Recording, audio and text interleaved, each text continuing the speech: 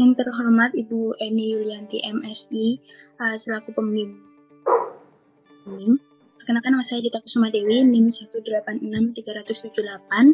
Terima kasih atas kesempatan yang telah diberikan kepada saya untuk mempresentasikan hasil penelitian pada praktik kerja lapangan dengan judul pengujian pH, temperatur, dan kadar amonia atau NH3 air limbah pengolahan minyak bumi di kilang PPSDM Migas Cepu.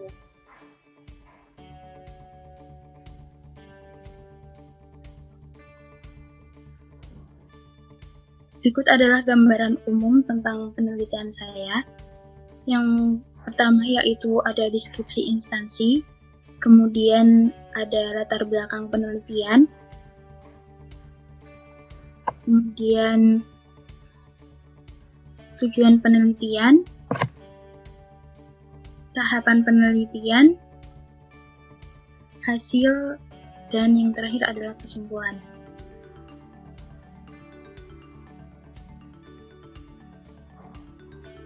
Saya melakukan praktik kerja lapangan di PPSDM Migas atau Pusat Pengembangan Sumber Daya Manusia Minyak dan Gas Bumi yang berlokasi di Jalan Solo 1, Kelurahan Karangboyo, Kecamatan Cepu, Kabupaten Blora, Provinsi Jawa Tengah. Jadi PPSDM Migas ini merupakan instansi pemerintah pusat di bawah Badan Pengembangan Sumber Daya Manusia, Energi dan Sumber Daya Mineral, Kementerian Energi dan Sumber Daya Mineral. PPSDM Migas ini mempunyai tugas untuk pengembangan sumber daya manusia di bidang minyak dan gas bumi. Makanya di PPSDM Migas itu mengadakan layanan seperti sertifikasi, kemudian ada pelatihan, PKL, dan lain sebagainya. Seperti itu.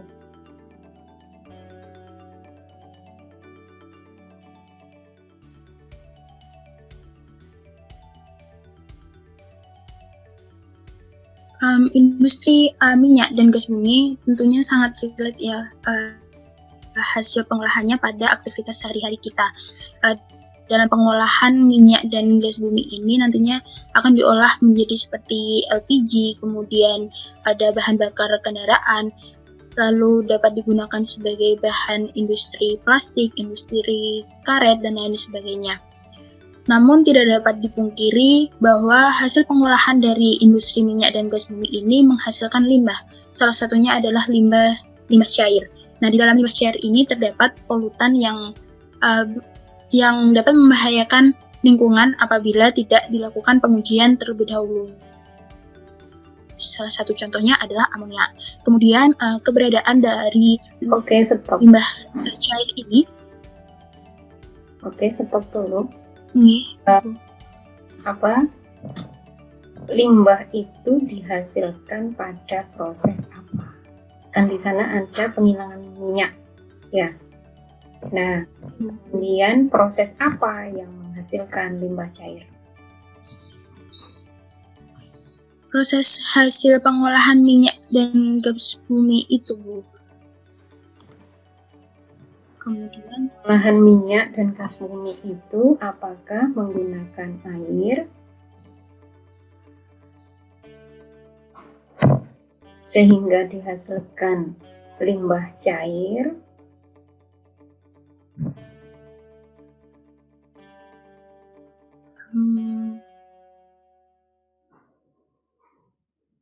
PR ya. PR artinya di latar, kalau pertanyaan saya belum ada pada latar belakang, maka latar belakangnya kurang. Jadi ketika perhatikan kepada semuanya, ketika kita di judul itu sudah ada, coba disebutkan tadi di judulnya apa? Pengujian pH, temperatur, dan kadar amonia pada hasil pengolahan minyak pada kilang PPSDM Migas Cepu. Bentar ya. Di judul itu ada sesuatu yang aneh. Pengukuran ini ya. pH, temperatur, kemudian kadar amonia. Iya, Bu. Nah, 3 hal itu biasanya terdapat pada limbah cair. Bukan pada hasil olahan minyak. bukan pada minyak.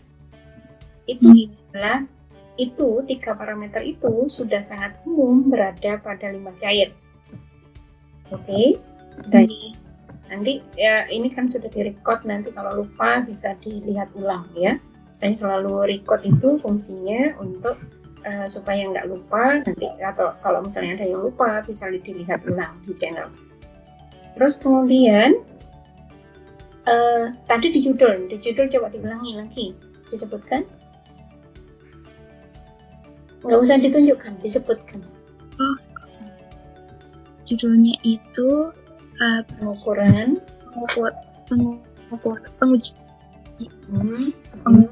pH, temperatur, dan kadar amonia dalam pada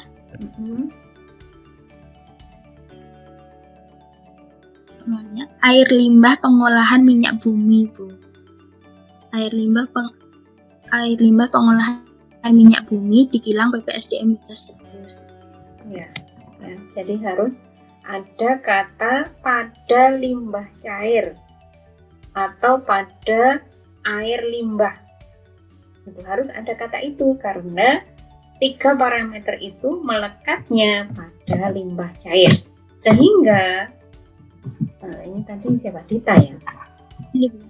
Sehingga Dita harus menunjukkan di latar belakang bahwa pada proses ini bagian yang sangat penting. Yang sangat penting yang harus ditunjukkan pada latar belakang yaitu adalah pada proses yang mana saat dilaksanakan, saat proses pengolahan minyak itu dan seterusnya, pada bagian yang mana bisa menghasilkan limbah cair. Oke, satu ya. Oke, sekarang lanjut.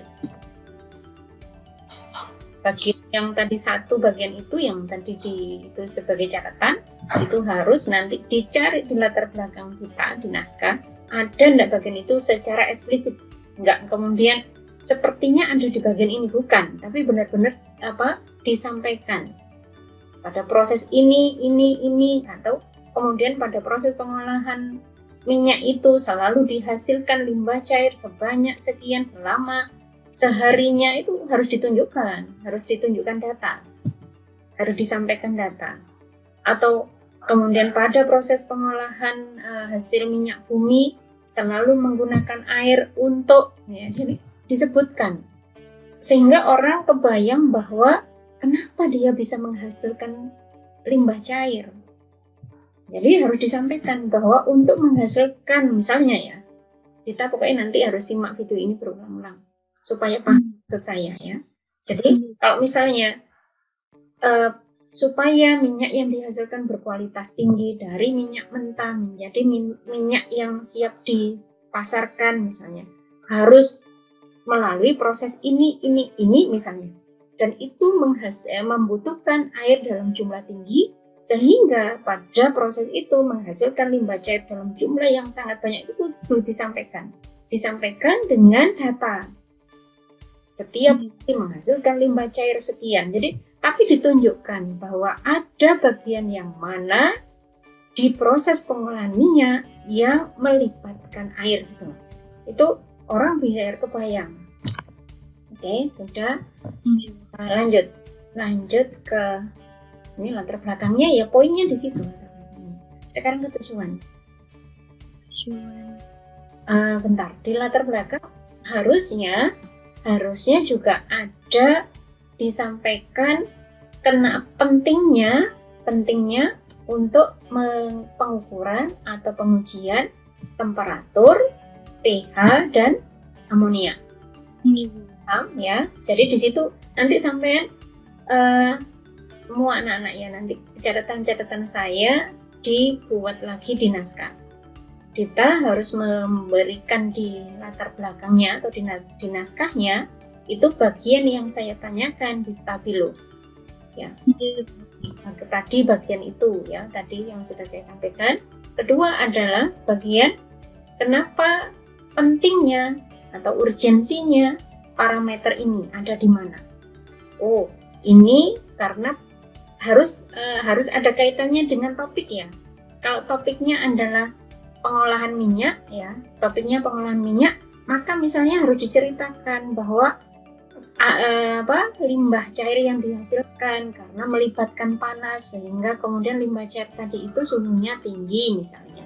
Kemudian jadi harus ada selain pentingnya mengukur pH, temperatur, amonia, juga disebutkan potensinya limbah itu mengandung 3 hal itu ada di mana.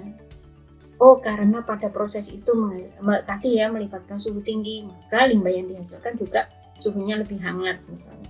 Kemudian karena melibatkan bahan-bahan kimia ini atau bagian mana lah ya. Kemudian sehingga sangat rentan pH-nya terganggu atau pH-nya tidak netral sehingga perlu diuji. Jadi ada kegiatan harus disebutkan, ada kegiatan di bagian industri itu yang rawan 3 parameter tadi itu terganggu. Sehingga merasa perlu, oh saya perlu gitu. Sehingga perlu diuji bagian amonia. Ya, jadi ada alasan kenapa itu misalnya ya itu memang penting karena kalau tidak maka rawan mencemari lingkungan, itu hal juga yang wajib disampaikan. Tetapi juga disampaikan pada proses itu memang sangat rentan 3 hal tadi itu, 3 yang diuji itu terganggu, tapi ditunjukkan di sana misalnya menghasilkan melibatkan, kalau amonia itu berarti ada kaitannya dengan proses kandungan di dalam air limbah tadi itu ya. Air limbahnya tadi itu biasanya adalah kadar organiknya tinggi, kadar pencemarnya tinggi. Itu sama harus sampaikan bahwa di situ menggunakan ini pokoknya sampai pembaca tadi itu kebayang kok perlu diuji amoniaknya. Nah, sehingga ketemu ya. Karena di sini ternyata melibatkan ini atau kandungan atau keruhnya ya. Pokoknya amonia itu seringkali ada melibatkan limbah organik. Ada kandungan organik yang ada di sana sehingga rawan ada pembusukan yang menghasilkan amonia gitu. Sehingga kemudian selain 3 kenapa 3 tadi itu rawannya terhadap lingkungan, juga ditunjukkan bahwa limbah ini sangat sangat rentan 3 hal itu bermasalah sehingga saya perlu uji. Nah, itu harus harus detail supaya namanya latar belakang itu orang ngomong itu membuat argumentasi yang kuat gitu. Ini penting, gitu tuh harus kuat. Mulai ngotot kan ngomong-ngomong. Nah, gitu harus ditunjukkan ini loh pentingnya. Gitu. Iya, tapi memangnya di tempatmu ada itu, gitu. Memangnya di limbahmu bagian itu memangnya ada. Nah, itu kita harus ungkapkan. Ada, karena dia itu pada prosesnya ada proses ini yang rawan gitu. 3 tadi itu terganggu. Nah, gitu. Orang latar belakang itu harus model ngomong-ngomongan itu kemudian memberikan penguatan. Begitulah anak-anak jika membuat proposal skripsi itu juga kayak gitu. Di latar belakang saja sudah ngotot bahwa pilihan saya topik ini penting loh. Kayak gitu tuh kudu kuat. Ya, oke, langsung ke tujuan. Nanti cariin dulu ya, cariin apa-apa yang saya arahkan di naskah sampai stabilo gitu ya, Dita. Iya, Bu. Itu kalau tujuan bentuknya kok gini. Oke. Biasanya bukan tujuan dulu sih, rumusan masalah. Mana rumusan? Nggak ada rumusan masalahnya, Bu. Rumusan masalah itu wajib ada, tujuannya boleh nggak ada. Karena rumusan masalah itu yang nanti harus dijawab di kesimpulan. Mohon maaf, di buku pedoman itu memang nggak ada rumusan masalah. Yang lainnya belum jawab. Di buku pedoman penulisan laporan PKL yang sekarang, rumusan masalah nggak ditetapkan ke? Ada, Bu. Tatarannya ada, Bu. Oke, ya wes ditetapkan. Oke. Di rumusan masalah lek kurung ya harus ada untuk mengetahui cara. Ini ya sekali lagi anak-anak ya, ini sudah pernah dikoreksi di di laporan-laporan PKL sebelum-sebelumnya. Kalau untuk mengetahui cara itu tidak benar. Cara di buku ya sampe maca dhewe kena kayak gitu. Cara itu bukan sesuatu yang sedang dicari. Paham nggak? Gitu. Orang membuat rumusan masalah, anak-anak yang lain harap menyimak nih. Yang lainnya menyimak kah?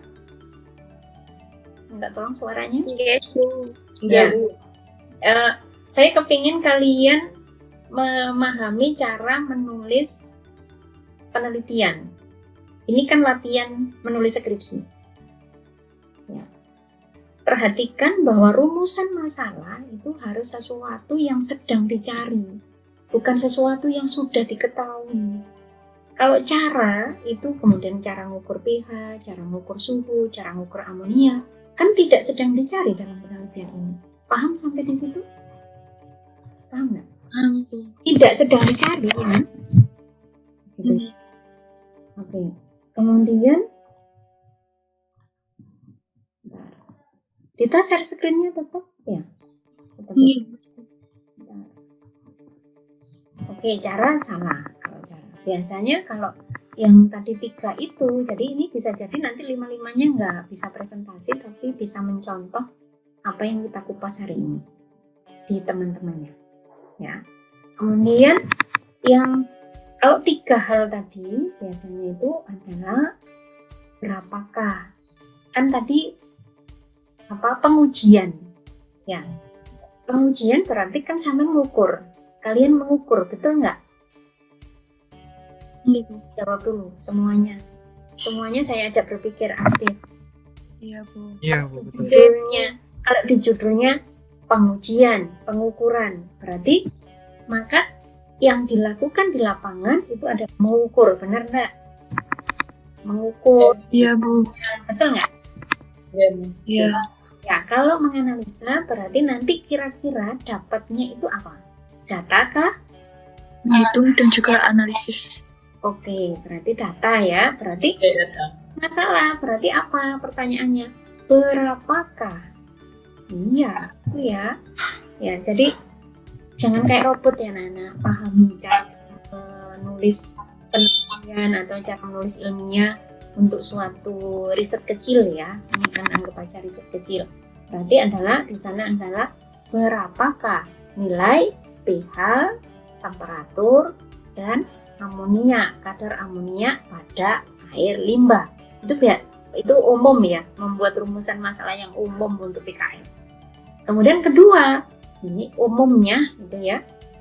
Itu umumnya pertanyaannya adalah apakah nilai pengukuran itu memenuhi ambang batas atau tidak gitu. Ya. Oke.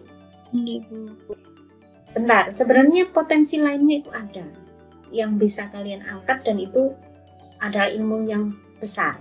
Ilmu yang besar, ilmu yang penting.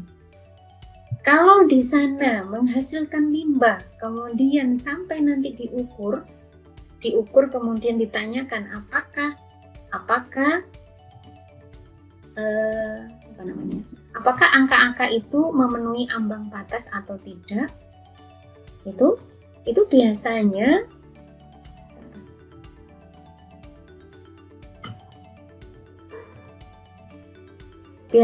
itu nggak mungkin nggak diolah.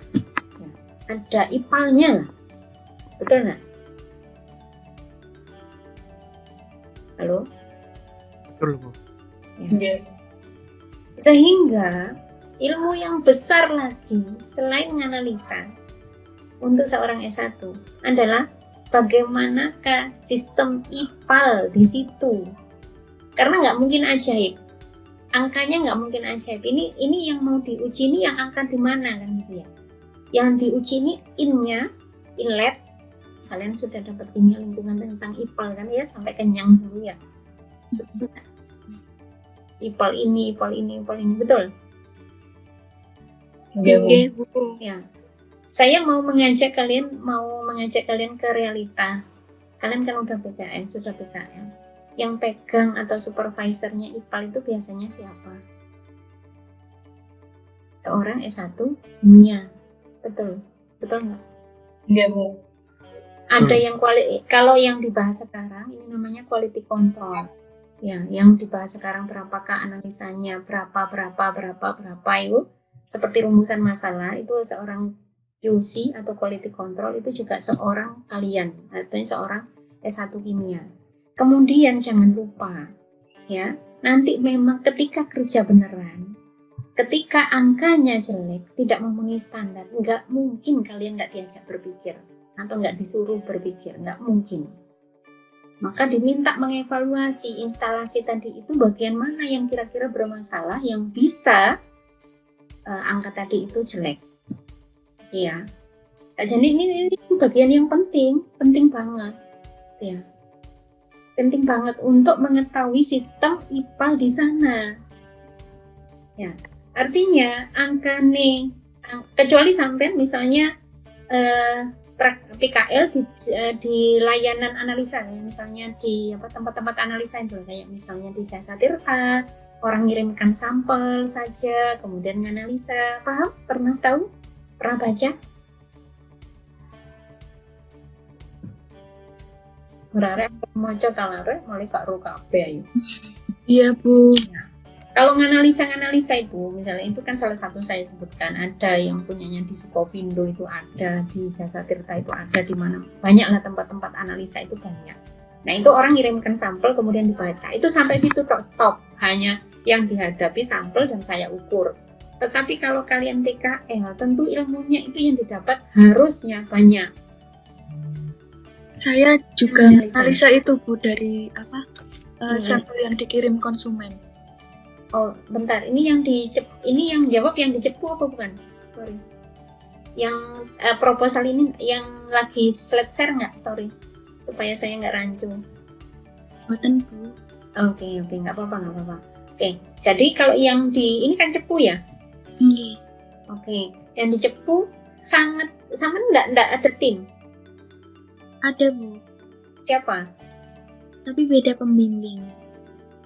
Oh. Ya sudah deh.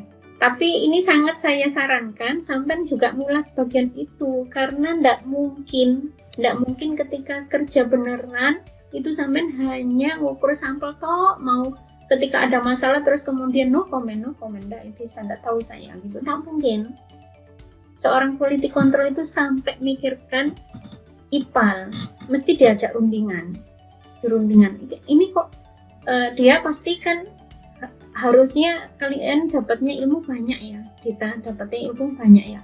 Artinya, ngambil sampelnya di mana saja, di titik apa saja, kemudian habis itu IPAL itu kan rentetan, paham ya Dita? Tahu? Coba cerita yang IPAL di sana sebentar. Maupun tentu sebelumnya, ini PKL saya itu dilakukan secara online gitu. Jadi secara online kemudian datang online buatan. Terus datanya tuh?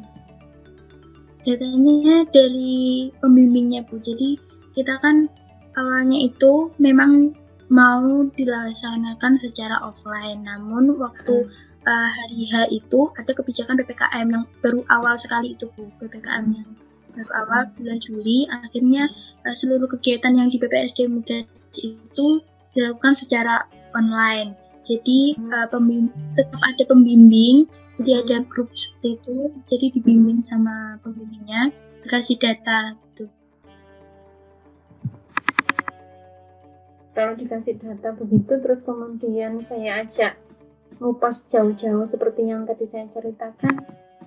Jauh-jauh misalnya latar belakang tadi aja ya, membuat latar belakang itu sampean harus meraba-raba ya, harus banyak membaca, banyak membaca proses minyak itu, sehingga sampean bisa jadinya membayangkan bagaimana saja ini yang memicu limbah saya menjadi terganggu di temperatur, kemudian kadar amonia, dan suhu. Anak-anak mudah-mudahan paham maksud saya. Ya, paham maksud saya gini. Aduh, temenku ya. kok lu temen sih gue nilai ngarah kok gak ini tok gitu. Maksud saya zaman itu beno bayang real kerja ya Re. Real kerja itu nggak terus kemudian ngedopi sampel tok terus nganalisa ya wis, itu biasanya malah mohon maaf bukan S1 kimia, biasanya mohon maaf yang analis itu loh, paham ya? Jadi ngerti nih, ya wis nganalisa tok. Ketika ada masalah, sing mencahno masalah, biasanya yang diajak mikir solusi sampai secara keseluruhan tempat apa industri itu kah, yo S1. Nah, karena itu saya kenapa kalau PKL itu seringkali mengarahkannya, yo lek sinau itu tuntas gitu. Nah, nanti kalau misalnya beneran kerja itu biar nggak koyo buta gitu.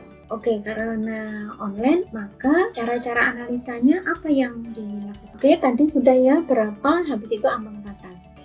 Lanjut ke cara kerja. Pakai apa ini alatnya? Pakai pH meter, Bu. Oke, nggak usah dibahas lagi caranya, karena sudah jelas tinggal celup. Kemudian suhu, kemudian amonia. Kita ke amonia. Metode apa ini namanya? Enak. Oke, nanti Saman harus menjelaskan dengan baik. Bisa menjelaskan? Silakan. Jadi dalam uji kadar amonia itu pertama ada 2 tahapan. Yang pertama itu sampel didestilasi terlebih dahulu, kemudian diuji kadar amonianya dengan metode Feynman. Kenapa perlu didestilasi? Nah, untuk karena itu Bu, waktu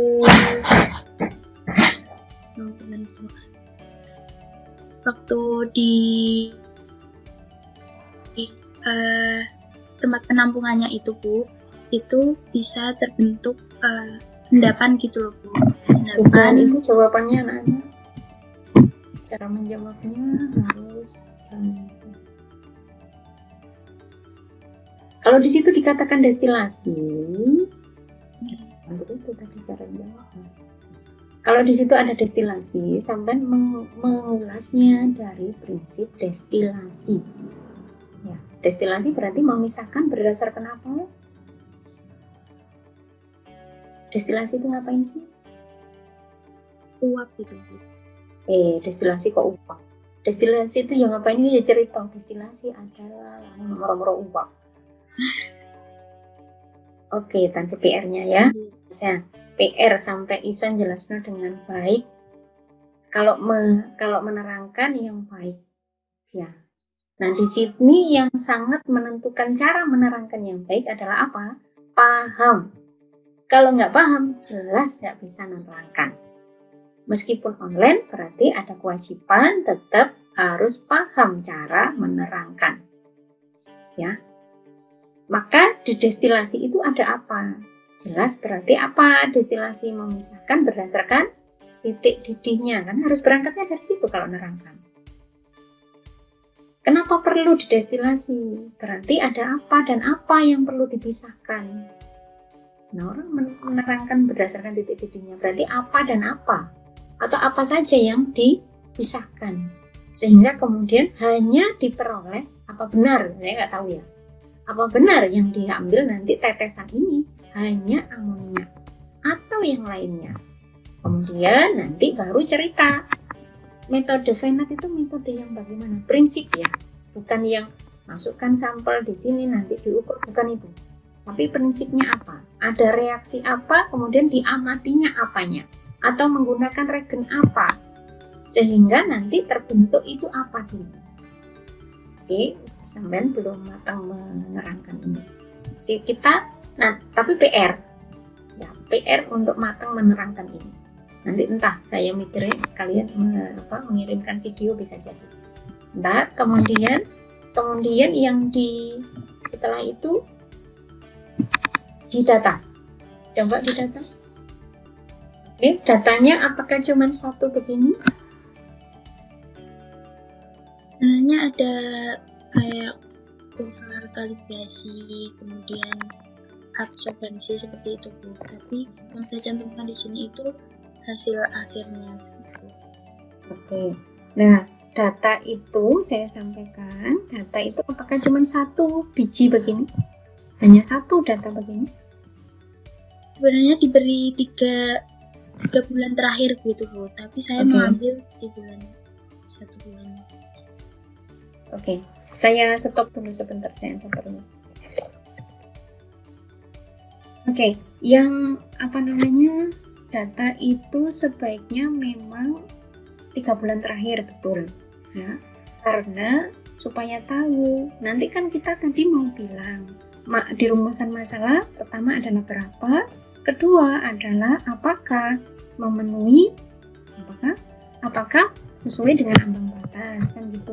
Nah, nggak mungkin kita itu mengamati data cuma satu begini kemudian bilang sesuai gitu. Jadi kan maunya real kayak di lapangan. Di lapangan aja nggak mungkin kayak gini. Mesti data itu banyak, kemudian dibikin grafik. Ya, biasanya ada grafik. Sebentar, saya tak sedikit coret-coret. Saya bisa coret-coret. Saya tak whiteboard ini. Sudah putihkah layarnya? Sudah putihkah layarnya? Sudah? Halo? Belum Bu. Belum, Bu. Belum, Bu. Mungkin Dita yang Stop share dulu nih. iya betul. Terus baru saya. Nah, sudah kelihatan layar saya? Sudah, Bu. Oke. Jadi nanti Dita membuat grafik ya. Yang sumbu X itu misalnya tadi pH. Baik, sumbu X ada keterangan pH gitu ya. Ada sumbu Y-nya misalnya pH. Kemudian sumbu ini adalah bulan misalnya. Bulan atau waktu atau bulan Juni, Juli.